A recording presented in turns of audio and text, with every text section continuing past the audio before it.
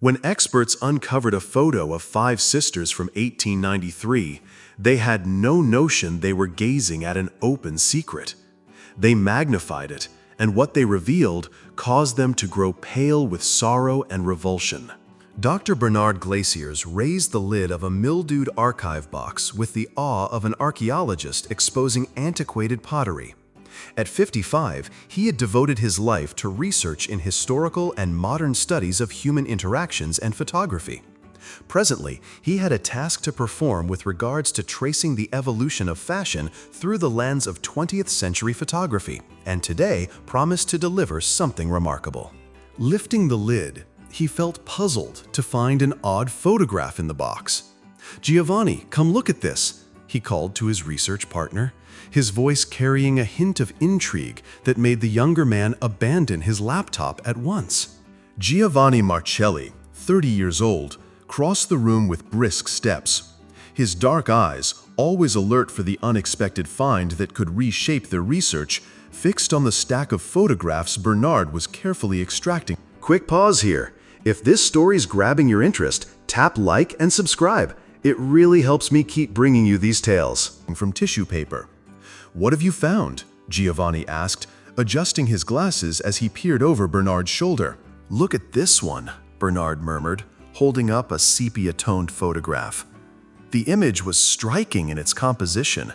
5 young women standing in perfect formation before a building with a weathered sign reading "Saloon." The faded letters were barely discernible against the backdrop of what was unmistakably the American West. Giovanni's breath caught in his throat. The women were notable not merely for their beauty, but for the eerie likeness of their features. They stood like statues carved from the same stone, their Abilene dresses composing a chorus of fabric and lace that spoke of an era when fashion was armor and social standing was paramount. "Sisters," Giovanni whispered, his fingers hovering just above the photograph's surface without touching it. "They have to be sisters. They even look like quintuplets. Don't you think so?" Bernard nodded slowly, his seasoned eyes scanning every detail. The clothing placed this in the mid to late 1800s. Not exactly what you'd expect to see on the American frontier, but it was fitting nonetheless. Additionally, Bernard noticed something about the ladies.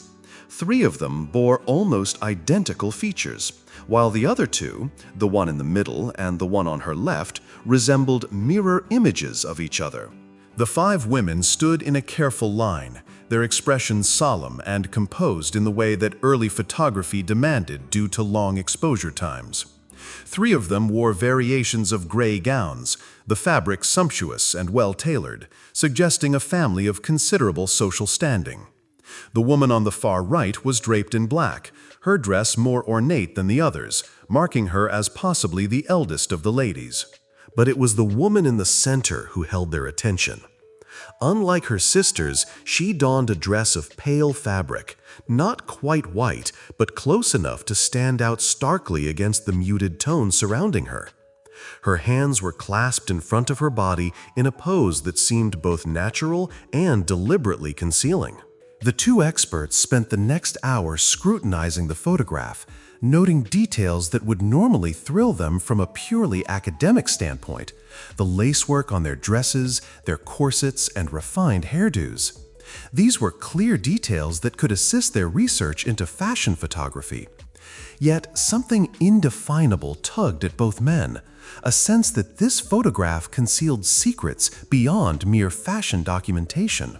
"We need to date this properly," Bernard finally pronounced, his scholarly instincts overriding the mysterious pull the image held.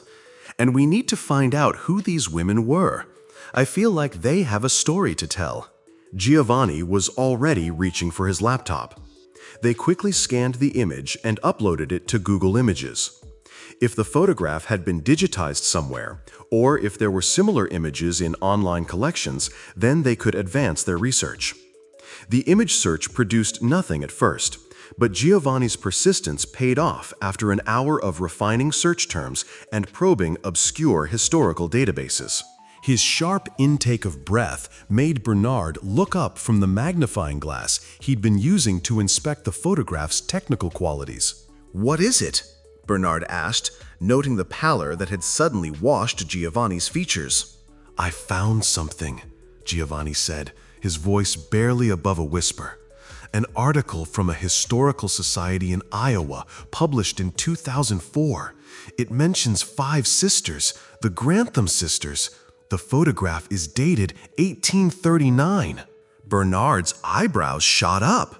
That would make this one of the earliest surviving frontier photographs of its kind. The daguerreotype process had barely been introduced to America. Giovanni's fingers trembled slightly as he scrolled through the article. "Bernard, you need to read this." It was about the woman in the center. Her name was Evangeline Grantham, and the account behind the photograph was darker than they initially assumed. Bernard set down his magnifying glass and moved to read over Giovanni's shoulder. The article published by the Cedar Rapids Historical Society was terse but packed with details that made both men's skin prickle with unease. Giovanni read aloud. "The Grantham sisters arrived in Cedar Rapids, Iowa in early 1839. The family was of considerable social standing. Their father, Edmund Grantham, had made his fortune in East Coast shipping before moving west to establish mining interests. The 5 sisters consisted of triplets, Josephine, Immaculate, and Isabella, aged 19, and twins, Evangeline and Abinay, aged 17. A respectable family, Bernard observed, though something in Giovanni's expression suggested there was more to the story. Giovanni continued reading, his voice growing hushed with each sentence. Edmund Grantham was known as a strict patriarch who preserved his family's social position through strategic partnerships. However, local records suggest his demeanor shifted dramatically after the death of his wife, Willa, who died in childbirth, along with what would have been his first and only son. Grief altered him. The article noted that Edmund funded his daughter's education extensively, unusual for the time, employing private tutors and even sending Josephine to a finishing school in Denver. However, townspeople reported that despite his public displays of paternal pride, his primary aim was to arrange advantageous marriages for all 5 daughters. Both men turned to look at the photograph with renewed eyes. The formal arrangement, the expensive clothing, the careful positioning. It suddenly read less like a family portrait and more like a catalog display. Evangeline, the twin in the center, proved to be the most troublesome for her father's plans. Giovanni continued. She had trained as a nurse and midwife and voiced strong desires to continue her work rather than settle into marriage. "What happened?" Bernard asked, though a chill was already forming in the pit of his stomach. Giovanni's voice dropped to nearly a whisper as he relayed what he was reading. In the updated article from 2006, there was a witness account about a violent confrontation between Evangeline and her father regarding her arranged engagement to Dr. Harvey Tucker, a man 20 years her senior. "Violent how?" Bernard asked, dreading the answer. From the archived article, Giovanni learned a horrifying truth. One of the Grantham neighbors, Mrs. Adelaide Murphy, wrote that on a Sunday morning, a week before the official photo shoot, Evangeline and her father had an intense quarrel. The diary entry stated that Evangeline flung her engagement ring back at Edmund, declaring she would never wed Dr. Tucker. Both men stared at the photograph, focusing now on Evangeline, searching for the clear sign of distress, a sign that hinted she was not willing to be living in the moment when this photograph had been taken. Mrs. Murphy's account revealed that Edmund Grantham's rage was terrible to witness. He seized a pot of scalding tea from the breakfast table and poured it over Evangeline's hands, forcing the engagement ring back onto her burned finger while she screamed. The enhancement software was already loaded on Giovanni's computer from their previous work. With trembling fingers, he began the process of scanning and digitizing the photograph, both men knowing they were about to confirm a truth that had been hidden for over a century and a half. The diary entry explains why this photograph was taken. Giovanni continued as the scanning progressed. It was meant to be Evangeline's engagement portrait sent to Dr. Foley, Tucker's family in Denver, to announce the upcoming marriage. The white dress, the formal setting, it was all arranged by Edmund to preserve appearances despite what had happened that fateful morning. Mrs. Murphy wrote that Evangeline's sisters were horrified by their father's actions but powerless to intervene. They could only support their sister and try to help her conceal the evidence of his brutality. The enhanced image loaded on the screen, and Giovanni began adjusting contrast and sharpening details. "There," he breathed, zooming in on Evangeline's clasped hands. "Look at her fingers." The enhanced image revealed details that the sepia tones and age of the photograph had previously obscured. Around Evangeline's ring finger was indeed a band, the engagement ring that had been forced onto her burned flesh. But it was what surrounded the ring that made both men recoil from the screen. Her hands, even in the limited detail the 1839 photographic technology could provide, displayed clear signs of severe burns and blistering. The skin appeared marred and damaged, with areas of obvious fresh injury poorly concealed by the formal positioning of her hands. The ring itself was embedded in swollen, burned flesh, the metal having been pressed into the wounds by her father's violence. "My God!" Bernard whispered, pallid and sick to his stomach. He sank into a chair. If Evangeline had been so stoic, even in that moment, no one would have suspected a thing, just judging from her expression. And despite everything, she still tried to hide the evidence of her father's assault. Giovanni zoomed in further, and the experts paled as more horrifying details surfaced. The burns weren't limited to her ring finger.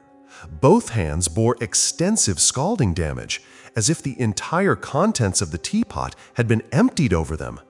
Some areas showed the raw, weeping appearance of fresh burns, while others displayed the beginnings of infection setting in around the forced engagement ring. With this newfound knowledge, Bernard and Giovanni couldn't regard the photo the same way again.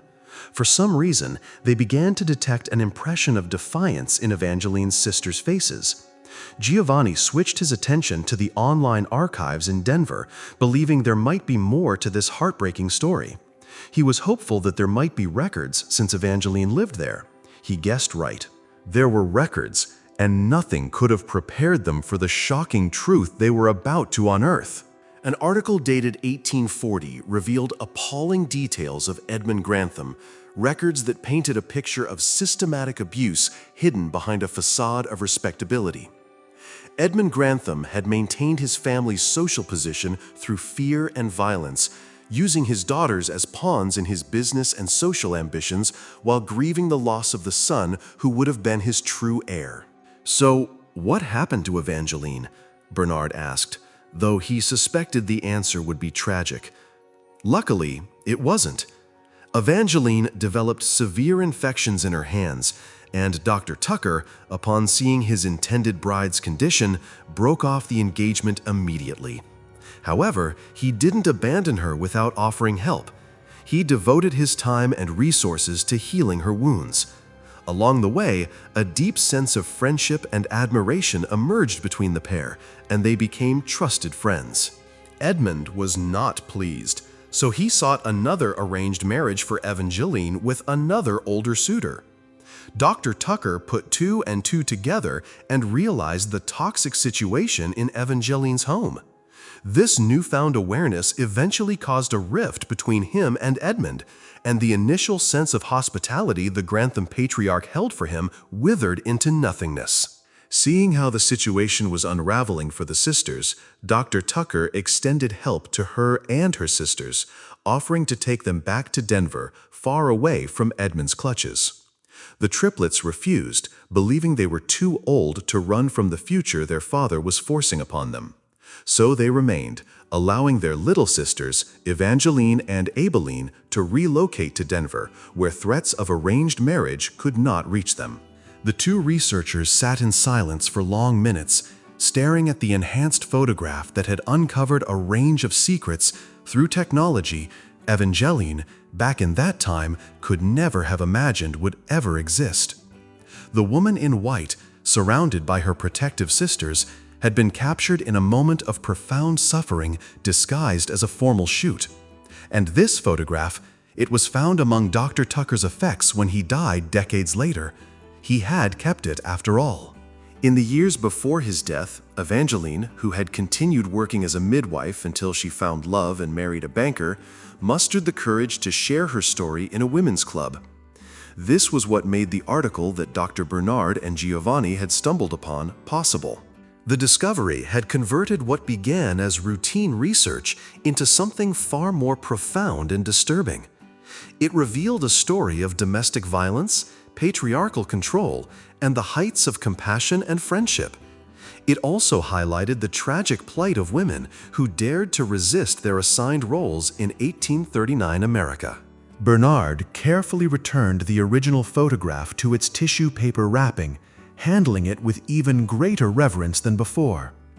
Giovanni closed his laptop, the enhanced images saved, but somehow feeling inadequate to capture the full weight of what they had uncovered. What could they do now? The thought hung in the air in silence. This discovery went far beyond their research into fashion photography. After much reflection, they decided to honor the Grantham story, compiling their discovery into one comprehensive article. The story of the sisters standing together in 1839, despite the violence that had torn their family apart. The photograph of the 5 Grantham sisters would never look the same to them again. Evangeline's burned hands, hidden but not erased by time and careful positioning, had finally found witnesses who could see past the surface to the profound tragedy beneath, but also to the strength and resilience of women throughout history. What a heart-warming story! What do you think of Evangeline's story? Share your thoughts in the comments below. Thank you for watching and see you in our next video. Thank you for treading this trail of tales till we travel together again on another adventure.